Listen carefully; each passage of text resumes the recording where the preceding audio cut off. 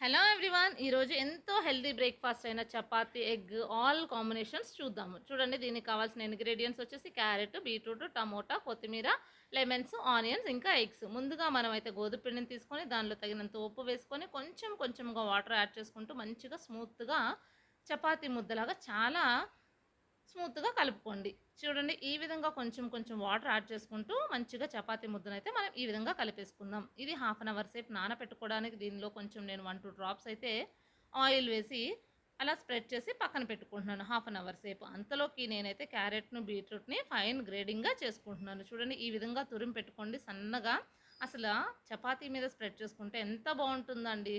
చూడండి, ఈ విధంగా క్యారెట్ని అయితే గ్రేడింగ్ చేసేసుకున్నాం కదా, సన్నగా తురుముకున్నాం కదా. తర్వాత అదేవిధంగా బీట్రూట్ని కూడా బాగా సన్నగా తురుముకుందాం.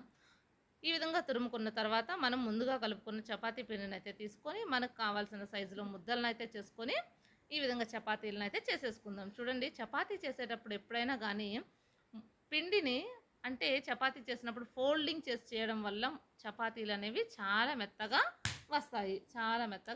చూడండి, ఈ విధంగా చపాతీలన్నిటిని కూడా చేసేసుకోండి.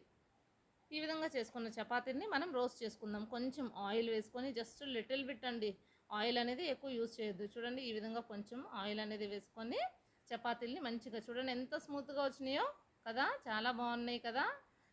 ఇలా చేసుకోవడం వల్ల చపాతీలు చాలా మెత్తగా వస్తాయి. తర్వాత చపాతీ రెడీ అయిన తర్వాత మనం ఆనియన్, టమోటాను కూడా బాగా సన్నగా కట్ చేసుకుందాం. చూడండి, ఆనియన్స్ అనేవి బాగా సన్నగా కట్ చేసుకోవడం, కూరగాయలన్నీ కూడా సన్నగా కట్ చేసుకోవడం వల్ల చాలా బాగా ఉంటుందండి. మనకి ఈ విధంగా రౌండ్గా సర్కిల్గా కట్ చేసుకోండి. ఈ విధంగా కట్ చేసుకున్న తర్వాత ఆనియన్స్ అన్నిటిని కూడా మనం తీసుకున్న టమోటాస్ అన్నిటిని కూడా సర్కిల్గా కట్ చేసుకోండి. అసలు స్ప్రెడ్ చేసుకునేటప్పుడు కానీ మనకి ఈవెన్గా చాలా బాగుంటుందండి. ఈ విధంగా టమోటాస్ అన్నిటిని కూడా కట్ చేసుకున్నాను. తర్వాత మనం తీసుకున్న కొత్తిమీరని కూడా ఇలా మంచిగా సన్నగా కట్ చేసేసుకోండి. ఈ విధంగా అన్నీ రెడీ అయిపోయినాయి కదా. అంతలోకి నేనైతే ఎగ్స్ బాయిల్ చేసేసి పక్కన పెట్టేసుకున్నాను. ఈ విధంగా అన్నీ రెడీ అయిన తర్వాత మనం చపాతీలను అయితే తీసుకొని చూడండి, ఎగ్స్, కొత్తిమీర అన్నీ అసలు అంటే రా వెజిటేబుల్స్ అన్నీ కూడా ఉన్నాయి. మీరు రా వెజిటేబుల్స్ టేస్ట్ ఎలా ఉంటుందో అని అనుకుంటారేమో. టేస్ట్ వచ్చేసి ఎక్సలెంట్గా ఉంటుందండి. చాలా బాగుంటుంది. ఒక్కసారి ట్రై చేసి చూడండి, ఒక్కసారి చాలా బాగుంటుందండి. ఈ విధంగా చపాతీల్ని రోస్టింగ్ చేసుకున్న దాన్ని అయితే తీసుకొని మనం ఒక లేయర్ క్యారెట్, ఒక లేయర్ టమోటో, ఒక లేయర్ ఆనియన్ అనేవి ఇలా ఈవెన్గా స్ప్రెడ్ చేసుకోండి. అది మీరు తినేదాన్ని బట్టి ఎన్ని వేసుకోగలరో అన్నీ అయితే స్ప్రెడ్ చేసుకోండి. మేమైతే మా ఇష్ట ప్రకారం ఇలాగ స్ప్రెడ్ చేసుకున్నాను. చూడండి, ఈ విధంగా తర్వాత బీట్రూట్ని కూడా, తర్వాత కొత్తిమీరని ఇలా అన్నీ స్ప్రెడ్ చేసుకొని ఫైనల్గా అయితే బాయిల్ చేసుకున్న ఎగ్స్ని కూడా అలాగ సన్నగా కట్ చేసుకొని స్ప్రెడ్ చేసుకుంటున్నాను. ఆ తర్వాత ఇలా అన్నీ స్ప్రెడ్ చేసిన తర్వాత లెమన్ని స్క్వీజ్ చేసుకొని తింటే ఉంటుందండి.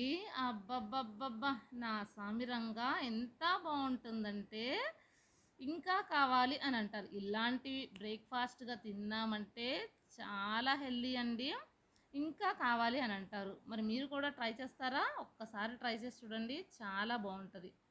మేమైతే వీక్లీ వన్స్ అయితే ఇలాంటి బ్రేక్ఫాస్ట్ని అయితే తింటాము. నచ్చిందా మీకు కూడా? చూసారా ఈరోజు నా మార్నింగ్ బ్రేక్ఫాస్ట్ ఎంత బాగుందో కదా. ఇది వచ్చేసి చపాతీ, అన్ని ఆల్ అంటే రా వెజిటబుల్స్, ఎగ్, ప్రోటీన్, అసలు ఎన్రిచ్ ఫుడ్ అండి. చాలా బాగుంటుంది హెల్త్కి. మా పిల్లలు అయితే సూపర్ ఇష్టంగా తింటారు. మరి మీలో ఎంతమందికి ఇష్టం? మీకు ఈ వెరైటీ తెలుసా?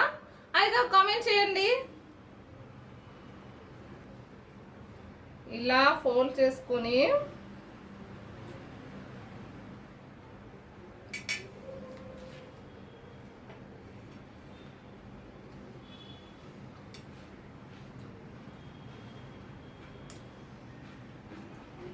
సూపర్ అండి, చాలా బాగుంది. మరి మీకు నచ్చిందా? అయితే ఒక లైక్ చేయండి, ప్లీజ్ సబ్స్క్రైబ్.